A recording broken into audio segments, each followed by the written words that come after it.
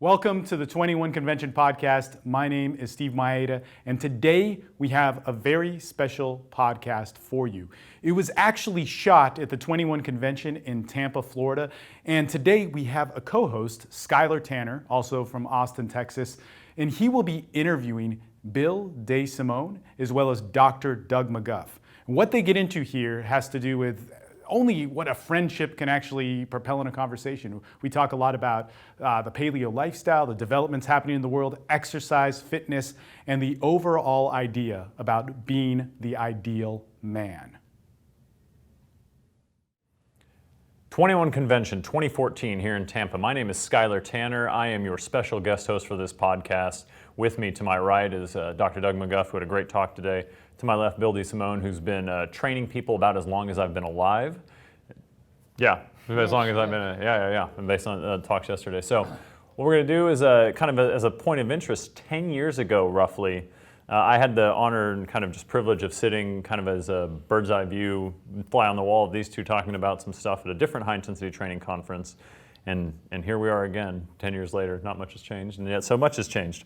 So what we'll do is that we're going to kick it off because today Doug talked about stress and how he handles it in the ER, and you'll find a link down in the bottom. And we're going to talk about what Bill's going to talk about tomorrow, which I'm sure you'll find a link down in the bottom here. And so, Doug, kind of give us a 30,000-foot view of what you talked about today for the viewers out there. Well, I wanted to give, and I was sick of talking about HIIT, and I also thought that it was so well represented here. Sure. Better talks than I could give are going to be given. So I thought, what else can I talk to these poor guys about? And I thought, all I got to be an ER doc. But I listened to an educational lecture that these two guys had given on the cognitive processes of functioning when the shit hits the fan in the ER. And I thought, maybe this is something these guys could really get into, is just seeing what the process of when you're in a really stressful situation, how to handle it, how to not freak out, and what the cognitive tricks are for being able to function well in a high stress environment and get out of it without damaging your psyche or damaging yourself in the process. In all of that review of what you kind of built up to putting together, were there processes that you're using that you kind of had in process put together throughout your career and then realized, this is represented in the literature and called something else? Yeah, this was not a de novo thing on my part. Like, nothing I've ever done is a de novo thing on my part. I've always kind of just picked it up from other people, and the same's true here. You kind of go through this process of learning how to do it just by doing it wrong for a while and really feeling the stress, and then gradually getting a process of learning how to do it without feeling so much subjective stress. But I listened to a lecture that was given on a podcast called EMCRIT, E-M-C-R-I-T, which is an emergency medicine critical care podcast run by this brilliant guy named Scott Weingart. And he interviewed a guy that's currently a medical student that used to be a pararescue PJ for the Air Force. On just the cognitive processes of operating in high stress environments and how they use stress inoculation and different techniques, different cognitive techniques to function in these high stress environments, and then applied it to the profession of emergency medicine and critical care. And I realized, I do that, and I do that, and I do that. And it's like, well, now I got names for all this stuff, and I can give a lecture about it. So I stole a lot of it, in other words. Well, that's it's funny you mentioned that stealing a lot of it. There was you were ripping on in Doug's talk. He references a TED talk all about how depending on the posture you take, you can actually acutely affect the hormones that are expressed. Just being very tall, being very very big, our testosterone's going up, our cortisol is coming down, and we're feeling very very very good about ourselves. But there was another TED talk I heard recently that was all about kind of it was a reconsideration of what is original means. Like this idea that people are inventing things de novo, or out of the blue, from nothing, is really probably not happening too much anymore. The idea that you're not inspired by something else, or there's someone twiddling away in a lab inventing something purely out of inspiration with no point of reference whatsoever. Is we think about that as being original, but most of what we consider original is not that at all. This idea of invention without inspiration just doesn't happen. You're trying to fix something. You've been inspired to fix something or to better your own processes. So the fact that you just reconfirmed that is really relevant to the talk. Well, I think it applies. Just beforehand, we were talking about your master's thesis and how it kind of came to fruition at the same time as a paper that was published by 5 Chinese PhDs on exactly the same topic. You all came to the exact same conclusions at the same moment in time. Right. And I think, throughout history, parallel discovery happens. And it's not because anyone's stealing from anyone else, which is what people in the hit field never can understand. Right. But that we're all thinking, and we're thinking about problems, and we all have come up through the same era with the same cultural influences and with the same data points to operate on. So it shouldn't be a surprise that parallel discovery does happen. Right. And just a total aside, the thesis he's talking about all is about resistance training in the brain. We'll link to that bigger paper also down here as well. It's going to be a 14-page links fest. But Bill, I'm going to kick it over to you. Bill hasn't had his talk yet. No, and I probably should have spoke before, Doug, because mine isn't as heavy. So it's going to be quite a come down. You got to come down. Thanks. I guess. Well, don't. We'll take it up with Anthony. But this will be the second time you've spoken at the 21 convention. Yes, I did 2009 or 2010 or so. Right, and previously you spoke all about, you kind of gave a general overview of your congruent exercise. Actually, I gave the first 5 chapters of congruent exercise before I wrote them. Oh wow!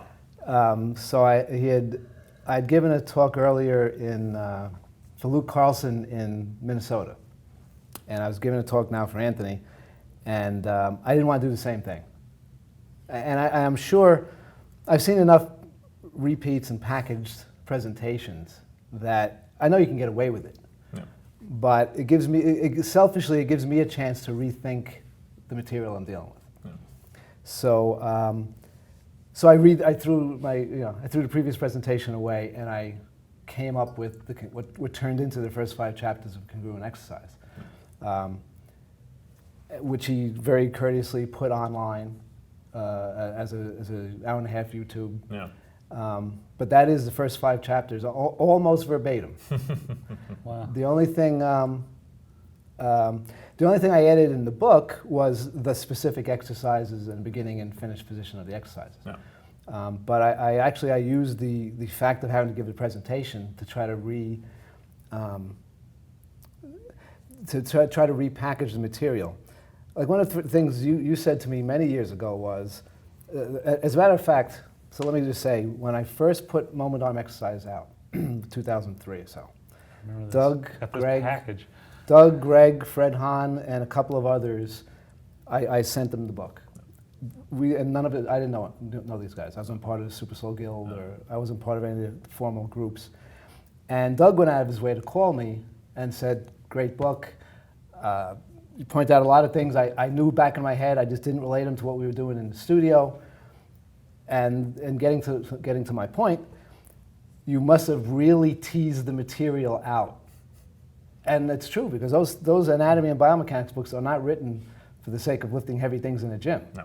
Yeah, I think it'd be more accurate to say is that you pointed out things that I was embarrassed that I didn't work out for myself.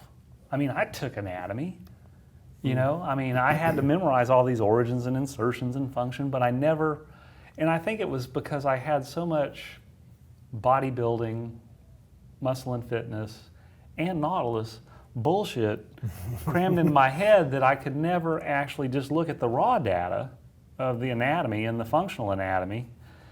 And I really was embarrassed that it's like, wow, this guy knows his shit. I mean, he knows his anatomy, and this makes perfect sense. And why have I been doing this way this whole time, And ironically, the exposure to some of this way back was when I was, going through my graduate work and some of the leveling courses I had to take before that. We're in a kind of a kines course And it's sort of like they're going through all of these things, and they're saying many, like, here's impingement at 90 degrees, the shoulder rotation, and then the scapula has to turn, and all the other stuff.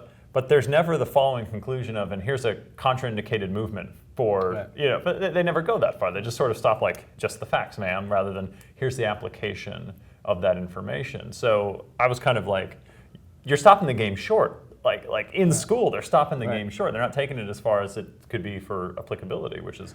Well, and it's even worse when you get to the various personal training certifications, because I'm not an academic guy. I don't have a degree in exercise. I did get NSCA certified twice, and I've been ACE certified a couple of times. And in the textbooks, the biomechanics and anatomy sections, they're pretty good, but they don't do that. Right.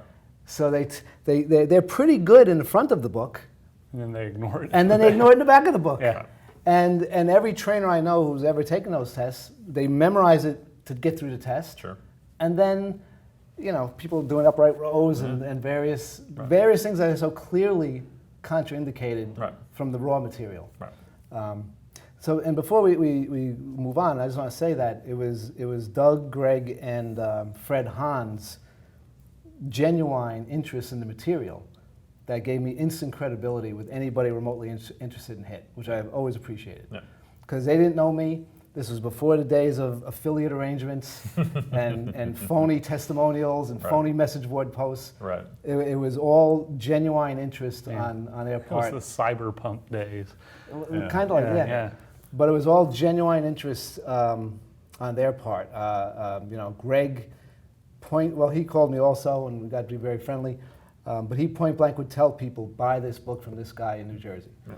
And Fred had a message board at the time that he allowed a lot of space to be given over to discussion of this particular work, both pro and con, but overwhelmingly pro. And again, this was before people were manipulating these things, and you were blatantly paying somebody to mention my book or put a link up or that stuff. Yeah, there wasn't 80 pages of copy for this with all of these testimonials. No. No, you really had to dig to get to it. I mean, it was... So is this an evolution of your thinking, kind of the talk today, or the talk tomorrow about... The evolution is in... the material is material, okay? Shoulder, spine, and knee, it is. It is what it is, period, end of story. But how to present it becomes the issue. So for instance, in moment arm exercise, I flip through it now and I say, yeah, it's pretty good. But then I realize, wait a minute, I've been lifting weights for over 40 years, and I've been studying this, Nautilus, the bodybuilding from the 70s, and I've got multiple certifications. If I think it's pretty good, it has to be over the head of some 20-year-old who's just trying to figure out what to do in the gym. Right. And feedback from my non-fitness friends was, you lost me. So it took me about 10 years. Well, in between I did a few presentations for Bo Rayleigh, and each of those was an attempt at making the material a little more accessible. And then almost 10 years later, I came up with the congruent exercise, which I was trying to be a little more topical, because I did talk about kettlebells, I did talk about various functional training, and then again, I was trying to make it a little more accessible, which it must have worked to a degree because that has sold dramatically more than moment arm exercise. And part of that is being available on Amazon and being available on Kindle. But so tomorrow, the next thing I did this in reverse. Yeah. I like moment arm exercise is like the super technical computer guide, right? And then there's maybe congruent exercise was sort of like the idiot's guide too, right? And then hopefully the next one will be the thing you actually buy and people actually read, and you actually can see it in a bookstore and have some people go. Well, what I really hope is that people carry it in the gym, or bring it to their basement where they're working out and flip through the page and say, okay, this is how I do this. Okay, I got it. Yeah. You read. Dr. Darden's been very helpful also, but you read. He's been very helpful in understanding how the book field works. And he told me a few years ago, unless you're already a celebrity, you're not getting a book deal. And you know what? You look at every pop fitness book, it is the same template. Yeah. Usually like, a bust shot of whoever the author is. Yep. And then you have a lot of glossy pictures, and then you have a chapter on motivation, then you have a chapter on diet, a million recipes, and then you got the picture, the glamour shots of the exercises, and then you got the routines. It's the same book. Yeah. You can just write out the name. Well, that worked when Darden wrote the new hit too. That's almost kind of when he wrote the new hit. That's almost the same template because it was a major publisher. It wasn't T-Nation or whoever published his last book. It was like that. There's a bust on the front, all the model shots. There's a little bit of history of hit. There's all the exercises laid out, some routines, and then like a diet. That was at the end. the one he wrote three books ago. I think that's right. Yeah. There's the fat loss, super fat loss solution one that he just had, and then the body fat breakthrough, the horizontal old school, one, and then the one right before that. Okay. Right. Not just because he's coming tomorrow. Right. But I actually liked, I like that one too. especially like all three books. Yeah. Because he's throwing himself in it. He's not writing from the third person anymore. Right. He's throwing a little behind the scenes stuff that I think all of us suspected, but you didn't really know with all the sanitized stuff we read in the 70s and 80s. Right. Yeah. I thought that new hit, I will blatantly say, I ripped off the look of it for what turns into congruent exercise. Yep. Because the pictures were clear. Yep. There wasn't a lot of clutter. It was bullet points. Here's how to do this exercise. Yep. And then he had chapter stuff. Right. And so I blatantly, owe his designer,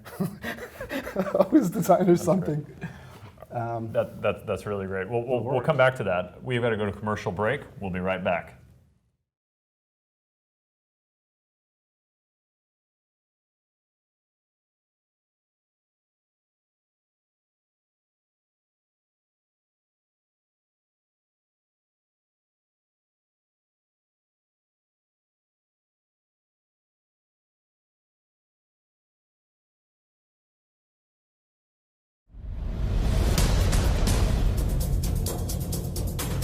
Dr. Doug McGuff, who had a great talk today.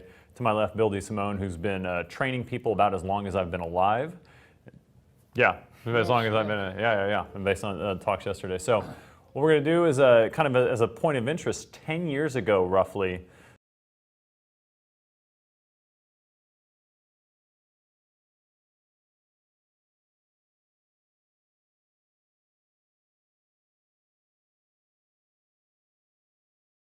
what was the sticking point for so many people reading the book? Was it physics? Was it physiology? Well, first it wasn't, because I'm not a professional writer. So this wasn't an assignment. I didn't have a market in mind. I had injured myself. And this was me working out over really a 4-year stretch, me working out what happened and discovering what I refer to as a disconnect between exercise and biomechanics. And so basically I rebuilt my own process of working out. And then I realized from all my notes and sketches and diagrams, wait a minute, I have something here. But I didn't know what it was. Yeah. I didn't know if it was a commercial book. I didn't know if it was an academic book. So I just put it together and had it spiral bound because I didn't know any, I remember getting that book. Yeah. And of all the ones you've written, that's my favorite one. Well, because when it came to me, it like has this little note scrawled on it. It's like big iron, blah, blah, blah. And like, please read this. Tell me what you think. And I like read it. I was like, holy shit. It was so cool because you were living through your thought process. Right. You were thinking on paper. And I was like, one exercise. Yeah. Yep. And I have a lot of stuff in the studio I have to do one. These things. Why do you think all of a sudden hard work is in vogue? I mean, this is kind of brain sort of picking out loud. Why all of a sudden in the turn of the 1800s with health food, and then I'm forgetting the name of some of the guys in the late 1800s with these like full on, you're gonna be barefoot, you're gonna be naked, you're gonna be training. Bernard McFadden. Yeah, Bernard McFadden. That's right. That's right. The lion. And